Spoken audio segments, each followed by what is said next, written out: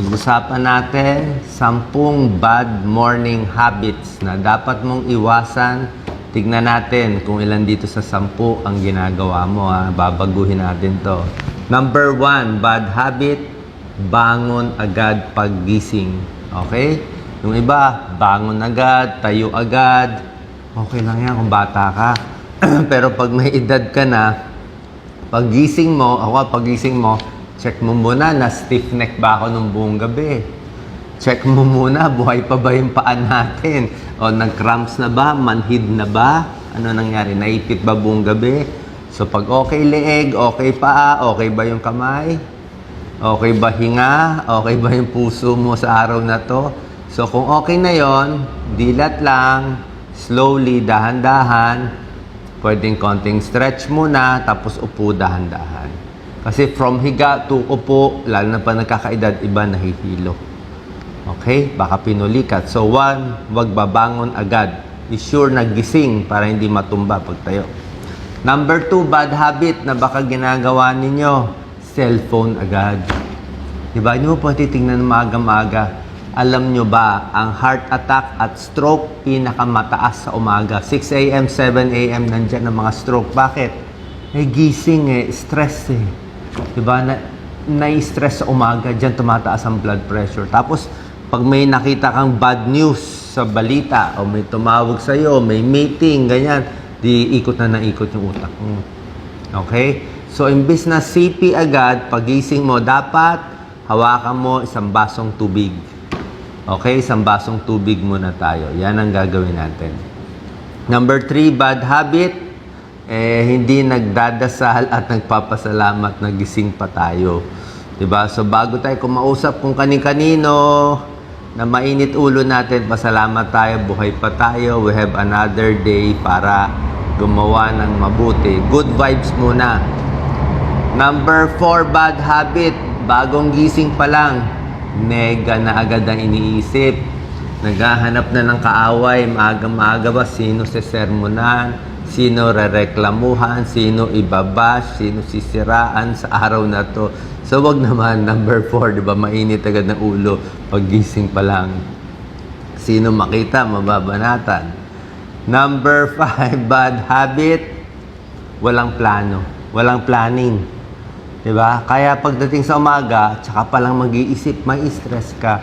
Dapat bago ka matulog, gawa ka na ng listahan. 1, 2, 3, 4, 5. Ito gagawin ko bukas. Nakaplano na. So, para relax ka na. Okay? Hindi mo makakalimutan. Uy, hindi ko naalala. May meeting pala. May gagawin pala. Di panic ka na naman. May test pala. Diba? So, number 5, yung walang planning, dapat may planning. Number 6, pasok agad. Wala pang almusal. Yan ang bad habit. Breakfast is the most important meal of the day. Pag ang estudyante, walang kain, pumasok, aantukin.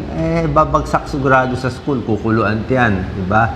Pag ang empleyado, pumasok, walang kain sa umaga, aantukin lang yan. Hindi siya productive.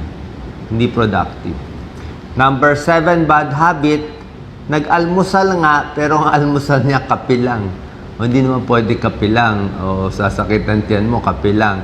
O, kung gusto mo kape at pandesal, pwede na rin kape at pandesal. O, pang mahirap.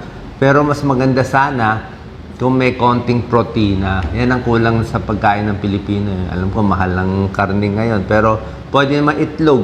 Protina yan. Isda, protina. Gulay, carbohydrates, may konting protina. So, wag puro tinapay lang o kanin na walang ulam at kape lang.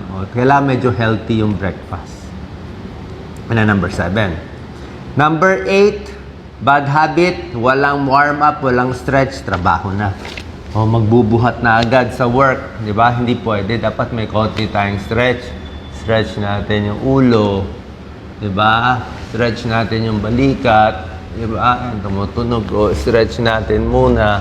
Alam niyo, pag nagkakaedad kayo, talagang sumisikip yan. Magtataka kayo, bakit yung anggulo ng ikot, ng buhat, ng squat paikli na paikli na paikli? Paano kasi pasikip na pasikip yung muscle natin? Ito, masarap to. Pasikip ng pasikip po. Yung iba, hindi na mataas ang kamay. Pasikip ng pasikip. Ano, matunog na siya, mas masikip siya. So, iluluwag para ready tayo magtrabaho. Di ba? Kundi, nai-stress ka, titigas yan, di ba? Number 8, walang warm-up and stretch. So, ang tip, kailangan mag-warm up. Number 9, very bad habit. O, walang aamin ito sa comment section. Hindi naliligo. O, pwede naman naligo ka na ng gabi. Hindi nagtutoothbrush. Bawal yon, matatanggal ka bilang empleyado. Hindi naghihilamos, may muta pa. Bukod sa hindi naglilinis sa katawan, hindi nagpapalit ng baro, or sa umaga, minsan kasi sa umaga, mas maganda. Depende sa pattern mo, kung dudumi ka ba sa umaga o dumudumi ka sa gabi, dapat meron kang regular schedule. Kung morning tao ka, na dumudumi ka every morning, dapat matapos mo muna yung morning routine mo na pagdumi, kompleto yung ihi. Sabi ko nga, pag madilaw ihi, 1-2 basong tubig. So that's number 9. Dapat hygiene sa sarili. At number 10, bad habit ay procrastination. Ano procrastination? Yung tinatamad, walang plano. Di ba? Yan ang bad habit. Buong araw, umaga, anong gagawin ko ngayon? Wala. Diba? Sinayang ang oras. Patingin-tingin lang sa cellphone buong araw. Sayang naman yung buhay natin. Diba? Gusto natin yumaman. Diba yan ang gusto nyo? Gusto nyo maging successful. Diba? Maging maganda ang buhay. Kailangan may plano.